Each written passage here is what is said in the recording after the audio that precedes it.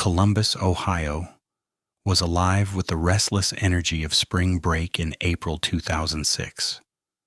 Among the crowds was Brian Schaefer, a 27-year-old medical student whose life seemed like a blueprint for success. Underneath the professional exterior, Brian was navigating a sea of profound grief. Only 3 weeks earlier, he had buried his mother, a loss that threatened to dim his bright future. Yet there was hope. He was deeply in love with his girlfriend, Alexis, and they were planning a celebratory trip to Miami. It was supposed to be a weekend of sun, sand, and perhaps a proposal that would mark a new chapter. To kick off the break, Brian met his friend Clint Florence on the night of Friday, March 31st.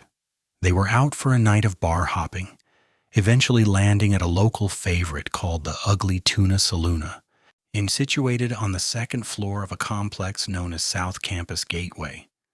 The bar was modern and heavily monitored.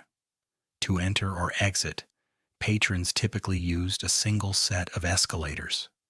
Security cameras stood like silent sentinels, recording every face that passed through the threshold. At approximately 1:15 in the morning on Saturday, Brian was caught on camera.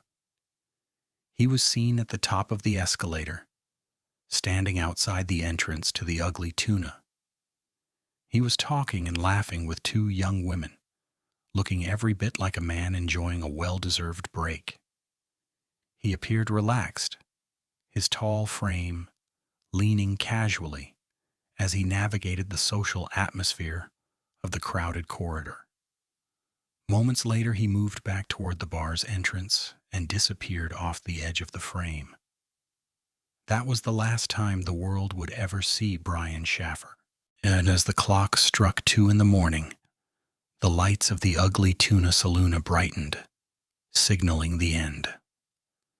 Hundreds of people began to funnel out of the bar, moving in a steady stream toward the escalator and the street. Clint Florence waited by the exit, scanning the faces for his friend, but Brian never emerged from the darkness. Assuming Brian might have slipped out ahead of him, Clint eventually left the area. But the security cameras told a different story. Investigators would later review every single minute of that night's footage. They saw the 2 women Brian spoke to exit. They saw Clint exit. They saw every single patron who had entered that night leave, except for Brian. The Ugly Tuna Saloona was a fortress of surveillance. The only other exit was through a construction site, and that area was heavily littered with debris and difficult to navigate, and even that area was under observation. It was a classic locked room mystery unfolding in real time. How does a grown man 6 feet tall and athletic simply evaporate from a crowded room, monitored by electronic eyes? There were no signs of a struggle, no frantic shouts, and no suspicious characters carrying large bags. Brian had simply stepped into a blind spot and stayed there forever. While the mystery was brewing in the dark halls, the sun began to rise over Columbus. At the local airport, Alexis stood by the gate, her bags packed for their flight to Florida. She checked her watch, then her phone. No calls, no texts. The boarding call came and went, and the plane departed without Brian. The initial annoyance shifted into a cold, gnawing dread, which Brian was responsible, especially given the vulnerability he felt after his mother's passing. Before we continue, subscribe to the channel and tell us in the comments where you are watching from. The police were soon notified, but the search yielded nothing but more questions. The interior of the bar was searched. The construction site was scoured, and the cameras were reviewed. The investigators were baffled. They looked for holes in the floor, spaces in the ceiling, or hidden service elevators. Yet none of these paths explained how Brian could have bypassed the cameras at the main entrance. The investigation that followed Brian's disappearance was unlike anything the Columbus Police Department had ever encountered. It was a forensic nightmare that defied the laws of physics. These lead investigators began by systematically and thoroughly deconstructing the ugly tuna saloona. They scrutinized the very infrastructure of the building, climbing into crawl spaces above ceiling tiles and using equipment to peer behind drywall. They searched the nearby construction site with such intensity that they practically sifted through the dust for a drop of blood or a piece of clothing. Every inch of the South Campus gateway was treated like a crime scene, yet the physical world yielded absolutely nothing but the echoes of a life interrupted. The digital and physical world was equally frustrating. Forensic experts spent thousands of hours reviewing every second of the security footage. This was a frame-by-frame analysis of every individual who moved through the lens. They identified the two women Brian had been seen talking to, and after questioning, they were cleared. They identified Clint Florence, the bouncers, and every patron in the shot.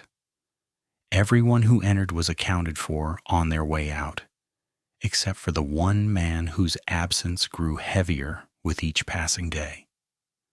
The cameras at the only other exit, a service door leading to a construction area, showed no one either. It was as if Brian had found a rift in reality and stepped through it into the unknown. Desperate for a lead, police looked toward technology. Brian's cell phone had been silent, but several days after he vanished, a strange, baffling, and unexplained anomaly occurred. The phone's signal pinged a tower in Hilliard, Ohio, a suburb 14 long and winding miles away. For a fleeting moment, there was a surge of hope. Had Brian made it out? Was he alive and hiding? However, when investigators rushed to the area, they found nothing but indifferent strangers. His bank accounts remained untouched, and no further activity ever registered. The ping remained a digital whisper that offered no direction, only more confusion to an already impossible situation. As the official investigation stalled, personal lives fractured under the weight of suspicion. Randy Schaefer, Brian's father, became a man possessed by the need for answers. His desperation turned into an uncomfortable and growing tension with Clint Florence, the last and only person to have seen Brian alive. Randy urged Clint to take a polygraph test, believing a true friend would do anything to help. Clint, however, followed legal advice and refused to participate. This created a permanent, bitter, and painful rift. To Randy and the public, it looked like a sign of hidden knowledge. This stalemate only deepened the shadow hanging over the case. Meanwhile, Alexis lived in a state of suspended animation, trapped between mourning and hope. Every single night, she would dial Brian's number. She did not expect him to pick up, but she needed to hear his voice on the voicemail greeting, a fleeting lifeline in a sea of uncertainty. Each call was a prayer sent into the void, a refusal to let the silence win. She stayed in Columbus, her life on hold, waiting for a man who had vanished from a building with no exits. The tragedy of the Schaefer family was far from over, as fate had one more cruel and final card to play. In 2008, Randy Schaefer was clearing debris in his yard during a violent storm. In a freak accident, a massive tree limb snapped and fell, killing him instantly and without warning.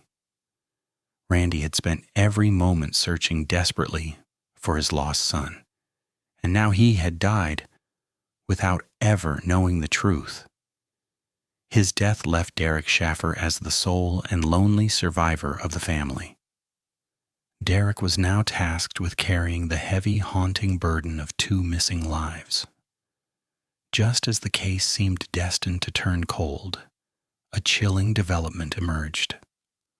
On a public memorial page for Randy, a mysterious comment appeared, suggesting that Brian might still be alive, watching his grieving family from the shadowy corners of the world. As the years stretched into a long, quiet decade, the silence surrounding Brian Schaefer's disappearance birthed a garden of dark speculation. In the absence of physical evidence, the public mind sought patterns in the chaos. One of the most chilling theories linked Brian to the infamous smiley face killer myth. This theory suggested a coordinated group of killers was targeting high-achieving college men across the American Midwest, leaving them in bodies of water marked by eerie graffiti. Proponents of this theory pointed to Brian's profile, young, athletic, and successful, as the perfect archetype for such a predator. However, investigators found no evidence of a struggle, no smiley face symbols near the bar, and no body in the nearby Olentangy River. The theory remained a haunting what-if, a way to personify a tragedy that felt too hollow to be random, yet it offered no real closure for those left behind. Other theorists leaned toward a more hopeful yet equally painful possibility, the new life theory. Many they argued that the crushing weight of his mother's recent death had fractured Brian's psyche more than he let on. Perhaps, seeing the construction site as a metaphorical door, he had navigated the debris and exited through a service entrance where the cameras were temporarily blind. In this version of the story, Brian didn't die. He simply chose to stop being Brian Schaefer. He might have walked away from the medical degree, the impending marriage to Alexis, and the grief-stricken life in Columbus to start over under a different name in some distant town. This narrative offered a small comfort to those who couldn't bear the thought of him being a victim, but it came with a sharp edge. The idea that he would willingly leave his father and brother to suffer in the dark for a lifetime. If Brian had chosen this path, he would have had to vanish without a car, without a cent from his bank accounts, and without ever looking back at the woman he claimed to love. It was a feat of total self-erasure that seemed almost as impossible as the disappearance itself. The most grounded and perhaps most terrifying explanation was the blind spot reality. Some experts believed there was no grand conspiracy or secret life. Instead, they posited a tragic, mundane accident. The ugly tuna saloon was located in a complex undergoing massive renovation. It was possible that Brian, perhaps intoxicated or seeking air, entered a restricted area or a deep crevice within the building's infrastructure that had not been properly sealed. If he had fallen into a void between walls or under a temporary structure, or his remains might have been entombed as the concrete was poured and the construction finalized.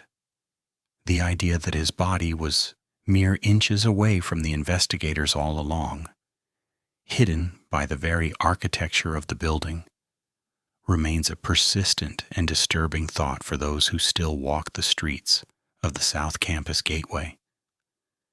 It suggests a world where we can be lost in plain sight, swallowed by the very environment we built to entertain us. Today, the landscape of Columbus has shifted, yet the ghost of 2006 lingers. The ugly tuna saloon eventually shuttered its doors, its neon sign extinguished, and the space transformed into something new. Yet, for the local community, the corner of the gateway is forever marked by the mystery of the man who walked in and never walked out. The case fundamentally changed how the Columbus Police Department approaches adult missing person reports, emphasizing the critical importance of the golden hours immediately following a disappearance. It served as a grim reminder that security cameras provide a sense of safety that is often illusory, creating digital records that can be just as confounding as they are clarifying. For Derek Schaffer, the sole survivor of a family destroyed by grief and uncertainty, the fight for the truth is a lonely vigil. He remains the keeper of the flame, the only person left to demand answers for both a brother who vanished and a father who died searching. The mystery of Brian Schaefer is not just a cold case. It is a profound philosophical question about the nature of existence and the fragility of the human footprint. How can a person, each in a world of constant surveillance and digital breadcrumbs, truly evaporate? The evidence suggests it is impossible, yet the reality proves otherwise. We are left with the image of a young man smiling in the graininess of a security tape, forever frozen at the threshold of a bar, waiting for a tomorrow that never arrived. If you have any information, no matter how small, remember that a brother still waits for peace. The truth is out there, perhaps hidden in a blind spot, waiting for the light to finally break through the shadows of Columbus.